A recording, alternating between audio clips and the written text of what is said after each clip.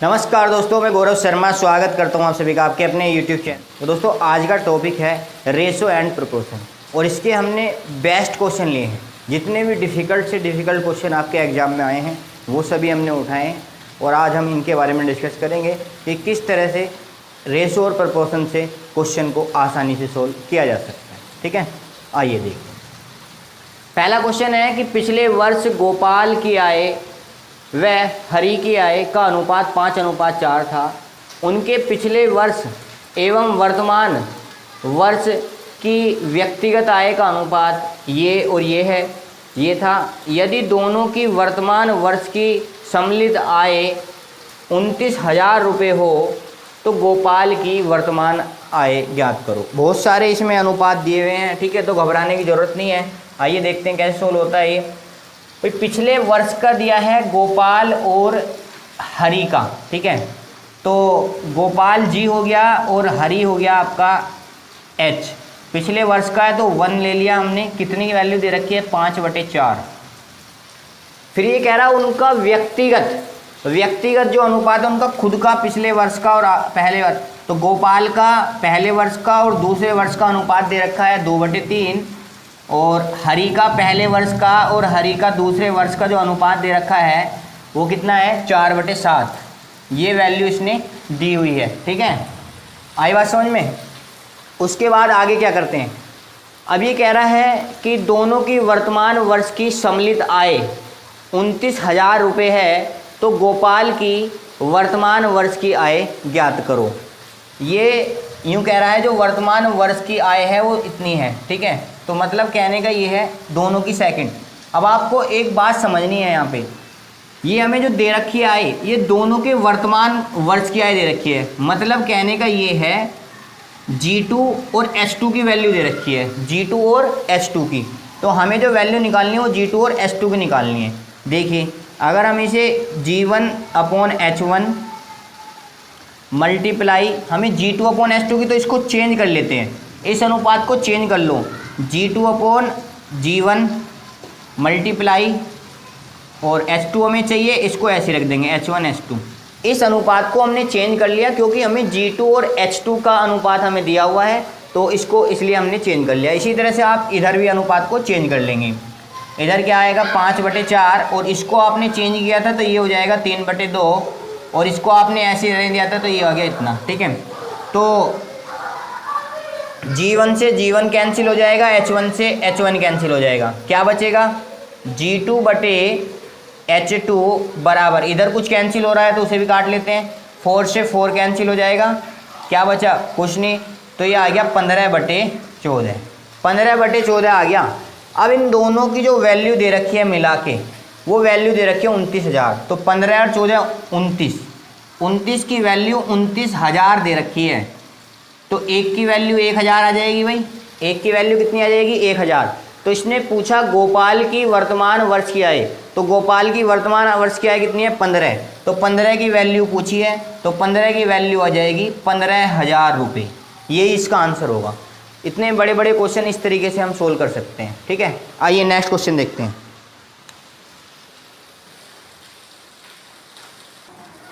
आइए भाई, next question बहुत ही बढ़िया लाजवाब क्वेश्चन है, ठीक है। क्या कह रहा है क्वेश्चन में? एक मनुष्य अपनी संपत्ति को 2 पुत्रों, पत्नी एवं भाई में बांटता है। आधी संपत्ति वह अपने पुत्रों को दे देता है जिसे वे उम्र के हिसाब से 4:3 में बांट लेते हैं। वह पत्नी को छोटे पुत्र का 2 गुना धन देता है। यदि उसने अपने भाई को 18,000 रुपये दिए हों तो बताओ कुल संपत्ति कितनी है, ठीक है। आइए भाई देखते हैं। 4 जगह वो अपने धन को बांट रहा है। किसे किसे बांट रहा है? सबसे पहले SB बड़ा बेटा, SY छोटा बेटा, सन बिग और सन यंगर, ठीक है। उसके बाद बात करते हैं पत्नी, वाइफ, और उसके बाद बात करते हैं ब्रोदर। इन 4 हिस्सों में वो अपने धन को बांट रहा है। बात समझ में आ रही है? क्या कह रहा है अभी? वो ये कह रहा है आधी संपत्ति अपने बेटों को दे देता है और आधी फिर बचेगी वो इन्हें दे देगा, ठीक है। तो उसे वे 4:3 में बांट लेते हैं। उनकी संपत्ति बढ़ चुकी है 4:3 में, और ये कितनी संपत्ति है? आधी संपत्ति। इसका मतलब आधी इनकी होगी, उस बारे में बाद में बात करते हैं। अब ये कह रहा है जो पत्नी को दे रहा है वह पत्नी को छोटे पुत्र का 2 गुना दे रहा है। छोटे पुत्र की संपत्ति 3 है, तो इसलिए पत्नी की 6 हो जाएगी। और जैसा कि हमें पता है इन दोनों की संपत्ति मिला के आधी है, तो इन दोनों की मिला के भी तो आधी संपत्ति है। बात समझ में आ रही? अगर इन दोनों की मिला के 4 और 3 7 आधी आ जाती है, तो इनकी भी तो दोनों की 7 मिला के आधी होनी चाहिए। अगर इसकी 6 है तो इसकी कितनी बचेगी? 1।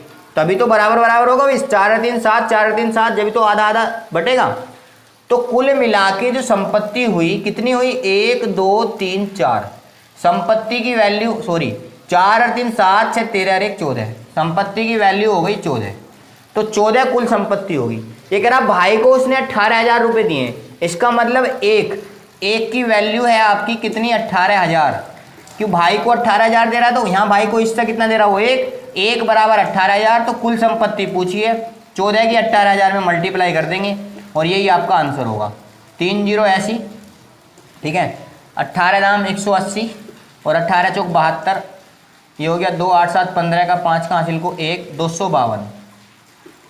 252,000 आ गया, या 2,52,000 आप इसे कह सकते हो। यही आपका सही आंसर होगा। टोटल संपत्ति इतने रुपए की होगी। आइए देखते हैं नेक्स्ट क्वेश्चन इसी तरह का कोई और बढ़िया सा। आइए भाई नेक्स्ट क्वेश्चन। ए के हिस्से में 20 रुपये मिला देने पर और बी के हिस्से से 25 रुपये निकालने पर उनके हिस्सों का अनुपात 4:5 हो जाता है। यदि कुल राशि 2165 रुपये है तो ए का हिस्सा ज्ञात करो। कुल राशि जो है अब वो 2165 रुपये है, ठीक है। आइए दो, ये कह रहा है 20 रुपये निकालने पर मिलाने पर और 25 रुपये निकालने पर, तो ओवरऑल चेंज कितना आ रहा है? ओवरऑल जो चेंज आ रहा है वो कितना आ रहा है भाई?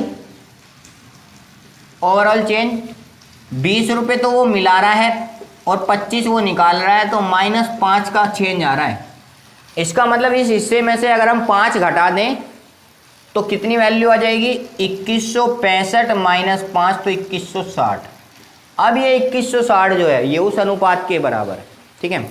तो वहाँ वैल्यू कितनी है? 4 और 5 9।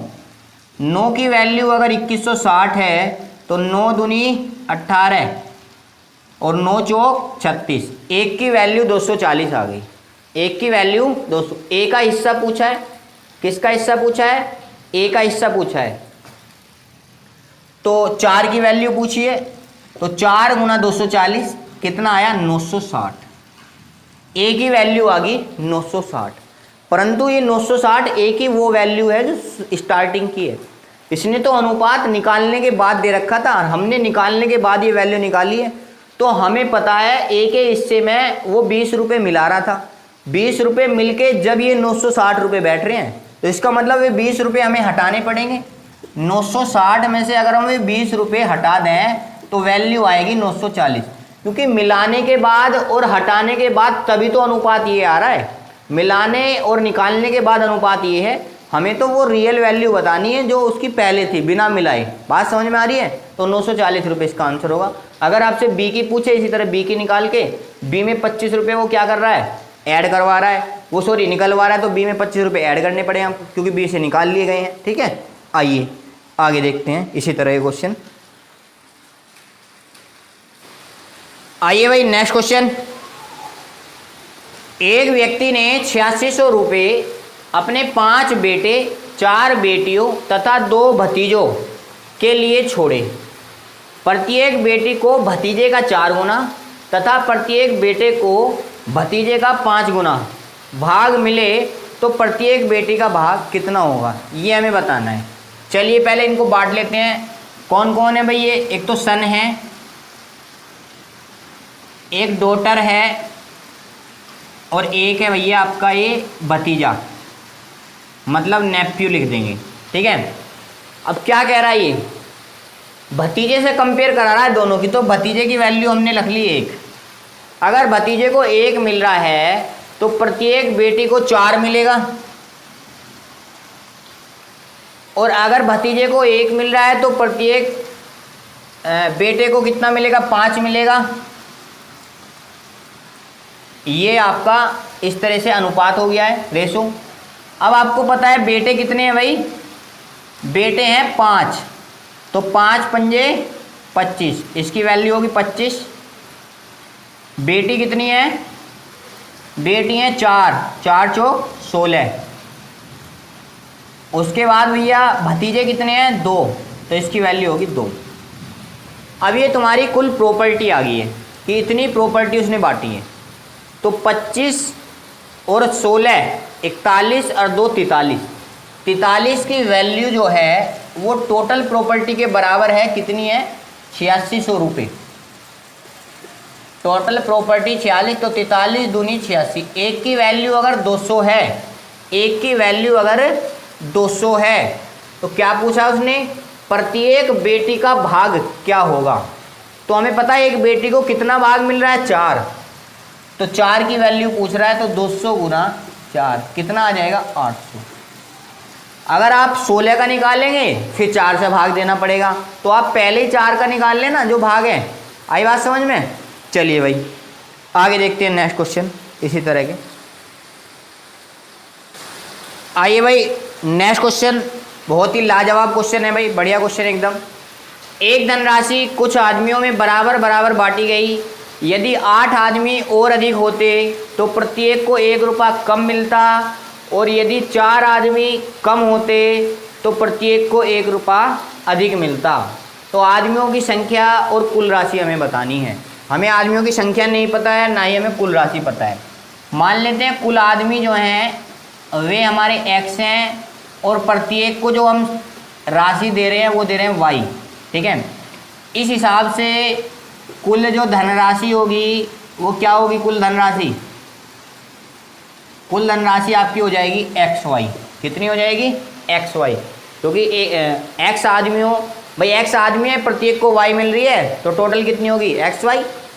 भाई 15 आदमी है, प्रत्येक को 4 मिल रहा है, तो टोटल कितना हो गया, 15 चौका 60, आदमियों की प्रत्येक से मल्टीप्लाई कर दी, ठीक है। आइए भाई अब ये क्या कह रहा है, ये कह रहा है यदि 8 आदमी और अधिक होते, मतलब x आदमी थे, x आदमी थे 8 और अधिक होते, तो प्रत्येक को 1 रुपया कम मिलता। पहले प्रत्येक को y मिल रहा था, अब 1 कम मिल रहा है, तो संपत्ति होगी xy के बराबर। मल्टीप्लाई कर लेते हैं, xy minus x plus 8y और माइनस 8 बराबर xy। xy से xy कैंसिल, तो ये हो गया माइनस x प्लस 8y बराबर 8, इक्वेशन 1 होगी, ठीक है। फिर क्या कह रहा है ये, फिर ये कह रहा है कि यदि 4 आदमी कम होते, यदि 4 आदमी कम होते तो x माइनस 4, तो प्रत्येक को 1 रुपया ज़्यादा मिलता, तो y प्लस 1 कर लिया बराबर xy। तो कितना बैठेगा, xy माइनस वो x की y में xy और x की 1 में करेंगे कितना आएगा, plus x minus 4y minus 4 बराबर xy। xy से xy कैंसिल हो जाएगा, क्या बचेगा, x माइनस 4y बराबर 4। बात समझ में आ रही है। ये इक्वेशन हमारी 2 होगी। इसके नीचे रख लेते हैं उठा के इसे, minus x minus 8y sorry plus 8y और बराबर है 8। इक्वेशन ये 2 थी, ये 1, दो जोड़ लेंगे, ख़त्म। 8 में से 4 गए 4, 4y बराबर 12 और y बराबर आ गया 3। अगर y की वैल्यू 3 है तो हमने यहाँ y की वैल्यू रख दी, तो 4 दिया 12 माइनस के इधर जाके प्लस के हो जाएगा, तो x बराबर आ गया 16। इसका मतलब 16 तो आदमी थे और प्रत्येक को मिल रहे थे 3 रुपये, तो कुल संपत्ति कितनी होगी भाई, 16 गुना 3 48। इस क्वेश्चन को इसी तरीके से किया जा सकता है, बाकी इसका कोई तरीका नहीं है इससे आसान, ठीक है। आइए देखते हैं, कुछ क्वेश्चन ऐसे होते हैं जिनमें जो है एक्स वाई का प्रयोग करना पड़ जाता है। आइए भाई नेक्स्ट क्वेश्चन, ए बी और सी की कुल आय 76,000 रुपये है और वे आय का क्रम से 30%, 25% और 20% बचाते हैं। यदि उनकी बचत का अनुपात 4:5:6 है तो ए तथा बी की कुल आय सी की आय से कितना अधिक है, ये आपको बताना है। बहुत ही बढ़िया लाजवाब क्वेश्चन है। देखिए भाई, आपको पता है कुल आय 76,000 है। ये कह रहा है वे अपनी आय का क्रम से इतना बचाते हैं। सबसे पहले हमें क्वेश्चन में यही देखना है कि हमें क्वेश्चन में अनुपात किसका दिया हुआ है, रेशो जो किसका दिया हुआ है, रेशो हमें बचत का दिया हुआ है और वैल्यू भी हमें बचत की दे रखी है, तो हमें कोई चेंज करने की जरूरत नहीं है। ठीक है, तो इसे हम दो तरीके से सोच सकते हैं। पहले आप एक तरीके से सोचिए, पहले इनका अनुपात निकाल लेते हैं भाई, कितना है ABC का जो अनुपात है वो कितना है, 30, 25 और 20। परसेंटेज मैंने इसलिए काट दिया, 100 से कट जाएगा सब में, तो 5 से काटा, 5 छंग 30, 5 पर 25 और 5 चौक 20। बात समझ में आ रही है। ये तो था जो अनुपात आपने निकाला, और A अनुपात B अनुपात C ये आपको गिवन है कितना, 4:5:6, ये आपका दिया हुआ है, मतलब ये रियल है। ठीक है, रियल वैल्यू ये है। इसका मतलब अब आपको आय का अनुपात निकालना है, ABC की आय का अनुपात।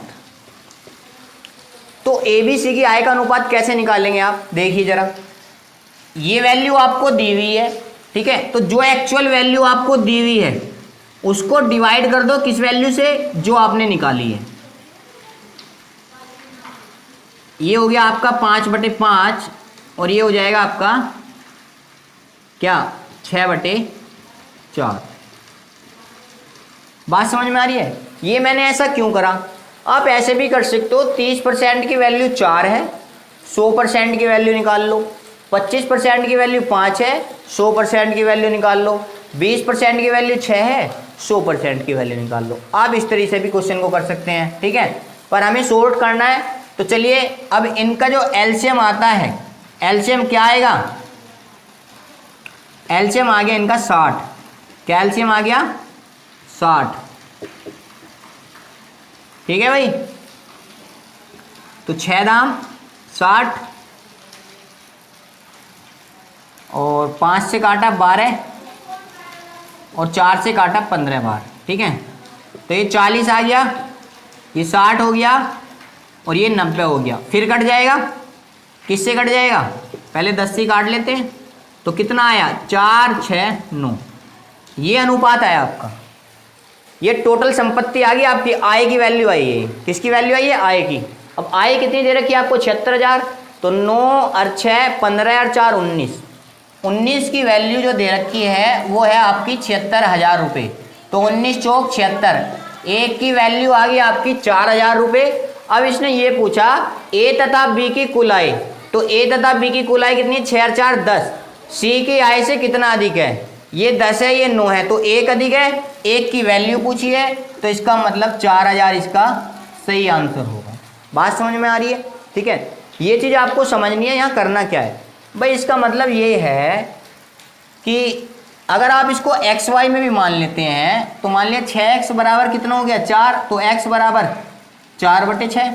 ऐसे इस तरह से क्या मानेंगे इसे, 5x बराबर 5, तो x बराबर 5/5 मतलब 1 हो जाएगा। ऐसे इसे मानेंगे क्या कि 4x बराबर 6, तो x बराबर 6/4।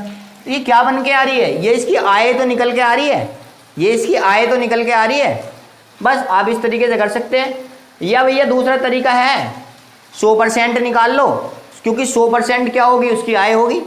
भाई किसी भी आदमी की 100% क्या होगी, उसकी आय होगी। ये तो खर्चा है, मान लिया उसका खर्चा, सॉरी बचत इसकी इतनी है और खर्चा उसका 70% है, तो आय कितनी है 100%, तो 100% निकाल के करोगे तो भी यही आना है। ठीक है, कोई सा भी तरीका आप लगा सकते हैं। आइए नेक्स्ट देखते हैं। आइए भाई नेक्स्ट क्वेश्चन, ए तथा बी की आय का अनुपात 5:3, ए बी और सी के खर्चे का अनुपात 8:5:2 है। यदि सी 2,000 रुपये खर्च करता है और बी 700 रुपये बचाता है, तो ए की बचत ज्ञात करो। बहुत ही बढ़िया क्वेश्चन है। तो भाई ए बी सी के खर्चे का अनुपात कितना दे रखा है, 8:5:2 ये दे रखा है खर्च का। और एबीसी की आय का अनुपात कितना दे रखा है भाई, ए और बी की आय का अनुपात दे रखा है 5:3। ये किसका अनुपात है? आय का। ये बात आपको समझ के चलनी है, ठीक है। अब आपसे कह रहा है कि सी का खर्चा 2000 है और सी की वैल्यू कितनी? 2। तो ये कहना चाह रहा है 2 की वैल्यू 2000 है तो 1 की वैल्यू कितनी होगी? 1000। अगर 1 की वैल्यू 1000 है तो सी का खर्चा 2000 था भाई। 1 की वैल्यू 1000 है तो 5 की वैल्यू 5000 हो जाएगी और 8 की वैल्यू कितनी हो जाएगी? 8000 हो जाएगी। इसका मतलब ये इतने इतने खर्च कर रहे हैं, ये 8000 खर्च कर रहा है, ये 5000 और ये 2000 खर्च कर रहा है सी। बात समझ में आ रही है? अब इन्होंने एक बात और कही है कि बी की जो बचत है वो 700 रुपये है। बी की जो बचत है वो 700 रुपये है, ठीक है। बी जो बचा रहा है वो 700 बचा रहा है। अब बी की आय कितनी है भाई? 3 और बचा रहा है वो 700। यही चीज़ आपको समझ के चलनी है। हमें पता है आय बराबर क्या होती है? खर्च प्लस बचत। आय बराबर क्या होता है भाई? कुल आय का मतलब जितना खर्चा आपने कर लिया और जितना आपने बचा लिया। दो ही चीज़ें होती हैं आय के साथ में, या तो खर्चा या बचत, है नहीं? दो चीज़ होगी। तो अब ये कह रहा है जो उसकी कुल आय है वो तो है 5:3 के अनुपात में, और जो बचत है बी की वो कितनी है? 700 रुपये। अब आपको पता है एक चीज़ आपको विशेष ध्यान रखनी है भाई, बी की बचत कितनी दे दी इसने? 700 रुपये। बी का खर्चा कितना है? 5000 रुपये। आय कितनी है बी की? 3x में लेना पड़ेगा क्योंकि ये अनुपात में है तो यूनिट में लेना पड़ेगा। यहाँ वैल्यू डायरेक्ट आपको मिली हुई है तो 3x बराबर कितना आ गया भाई? 57,000। 3 से काटेंगे कितना आया? 1900। अगर x बराबर 1900 है इसका मतलब क्या है? b की जो आय है, सॉरी x जो b की आय है वो 1900 है, सॉरी हाँ b की जो x की वैल्यू जो आई है वो 1900 आई है। अगर x की वैल्यू 1900 आ गई है तो हमें पता है क्या? जो b की आय है वो तो 5700 है ही, और x बराबर अगर 1900 है तो ये हो जाएगी 19 पंजे 9500। कितनी आ जाएगी? 19 पंजे 9500, क्योंकि ये फैक्टरी तो निकल के आया है। आइए अब क्या कह रहा है वो? एक ही बचत कह रहा है। तो एक ही आय कितनी है? एक ही आय है 9500। एक का खर्चा कितना है? 8000। तो एक ही बचत कितनी हो जाएगी? बचत हो जाएगी 9500 माइनस 8000। कितना आया? एक ही बचत 1500। भाई आय कितनी है? 9500 और एक का खर्चा कितना है? 8000। तो बचत कितनी हुई? 1500। ठीक है। आइए नेक्स्ट क्वेश्चन देखते हैं। आइए भाई नेक्स्ट क्वेश्चन, बहुत ही बढ़िया क्वेश्चन है ये। देखो ये थोड़ा डेंजर सा क्वेश्चन है। क्या है इस क्वेश्चन में कि अगर ये केवल 2 की वैल्यू होती तो हम क्रॉस प्रोडक्ट लगाते और क्वेश्चन को बहुत आराम से हम सोल्व कर सकते थे क्रॉस प्रोडक्ट लगाते, परंतु यहाँ 3 के अनुपात दे रखे हैं। तो इसके लिए अब हमें क्या करना पड़ेगा? ABC की आय का अनुपात ये है तथा उनके खर्चे का अनुपात ये है। यदि A अपनी आय का 1/4 भाग बचाता है, तो मैंने आपको ये बताया कि जो हमें जिसका हमें अनुपात दिया होता है हमें उसमें बात करनी होती है। हमें अनुपात दिया है खर्चे का और कह रहा है ये बचा रहा है। अगर ये आय का 1/4 बचा रहा है तो खर्च कितना कर रहा है? 3/4 आय का। चलिए तो एक ही बात कर रहे हैं तो एक ही आय, एक का खर्च, सॉरी एक का खर्च कितना है भाई? आय कितनी है? 7। इसको x में मान लेंगे क्योंकि भाई दोनों अनुपात हैं अलग अलग, x में मान लिया। 7x उसकी आय है और खर्चा कितना कर रहा है वो? 3/4। तो ये आ गया आपका 21x/4। ये एक का खर्च आ गया। परंतु वास्तव में जो एक का खर्च दे रखा है वो कितना दे रखा है? 8। इसको y में मान लेंगे क्योंकि भाई ये भी तो अनुपात में दे रखा है, ठीक है। तो x y के यहाँ से अनुपात निकाल लेंगे। x y का अनुपात आ गया 32/21। बस यही आपको याद रखना है। x जो है आय वाला अनुपात है और y जो है आपका खर्च वाला अनुपात है। क्वेश्चन यहाँ से सोल्व हो जाता है। अब इसने क्या कहा भाई? x और y की वैल्यू इतनी आ गई। क्वेश्चन में ये कहा इसने कि A B C की बचतों का अनुपात याद करो। बचतों का अनुपात, A B और C की बचत का अनुपात। हमें पता है x की वैल्यू कितनी? 32। अगर x की वैल्यू 32 है तो इसकी वैल्यू कितनी हो जाएगी भाई? 32 × 7। एक ही जो आय है ये 32 गुना 7 हो जाएगी। हमें निकालनी है बचत, तो आय में से खर्चा घटाएंगे, y की वैल्यू 21 है तो 21 गुना 8, 21 गुना 8, ये खाली ए की बचत निकाल रहे हैं, ए की बचत। ठीक है भाई। अब यहाँ से आप एक बात जरा ध्यान से देखें, अगर मैं यहाँ से 56 कॉमन ले लूँ, मतलब 7 और 8, 7 इसमें 8 इसमें, 7 इसमें 8 इसमें, तो हमें पता है 7 यहाँ से कॉमन आ गया, 8 यहाँ से कॉमन आ गया, क्या बचा 4। ठीक है, माइनस 8 यहाँ से कॉमन आ गया, 7 यहाँ से क्या बचा 3, तो 4 - 3 1, तो इसकी वैल्यू आ गई 56। इसी तरह से अगर हम बी की बचत निकालें, बी की बचत कैसे निकालेंगे भाई, बी की आय कितनी बैठेगी 9 गुना 32, क्योंकि 32 है एक्स की वैल्यू, माइनस और 9 गुना 21, तो इसमें तो आपको दिख ही रहा होगा कॉमन, क्या 9 कॉमन ले लें, 32 माइनस 21 कितना आएगा, 2 में से 1 गया 1 और 3 में से 2 गया 11, 11 नहीं 99, कितना आया 99, एक वैल्यू आपकी ये आ गई।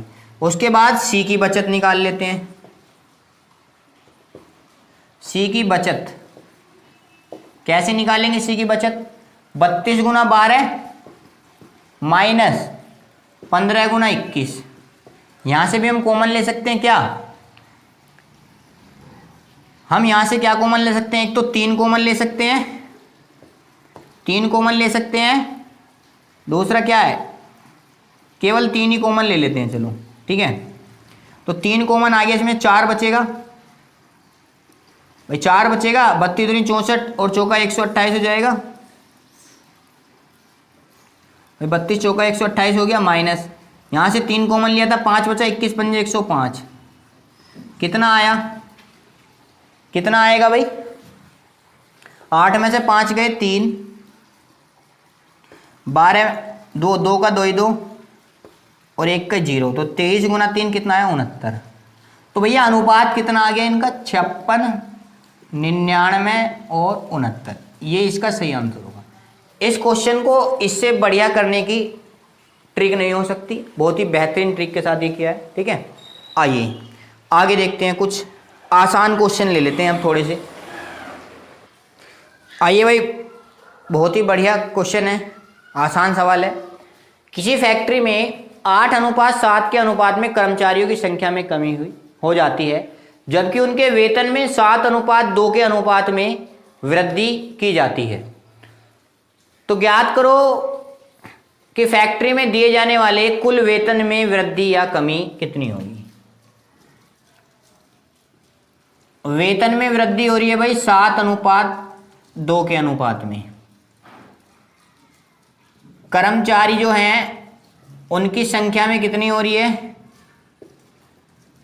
ये हो रही है आपकी 8:7 के अनुपात में। अब आपको पता है एक का वेतन 7 है, ये कर्मचारियों की संख्या है, तो टोटल वेतन आ जाएगा, मल्टीप्लाई अगर कर देंगे तो 8 सत्ते 56, इसी तरह से 2 सत्ते 14, 14 से 56 को काटेंगे 4:1। आपने देखा पहले 56 था, बाद में 14 हुआ, तो क्या हुआ कमी हुई, तो कितनी कमी हुई 4:1 के अनुपात में कमी हुई। ठीक है, तो दोस्तों इतना ही रहने देते हैं, आज वीडियो को लंबी हो जाएगी, नहीं तो फिर नेक्स्ट पार्ट में हम कुछ और इस तरह के क्वेश्चन कराएंगे जो बहुत ही खतरनाक क्वेश्चन होंगे और पेपर में आए हुए हैं, जो आप आसानी से कर सकते हैं। अगर आपको हमारी वीडियो अच्छी लगी है तो प्लीज़ इसे लाइक करें, शेयर करें, कमेंट में कोई भी प्रॉब्लम हो तो हमें बताएं, ताकि हम आपके प्रॉब्लम का सॉल्यूशन कर सकें। धन्यवाद।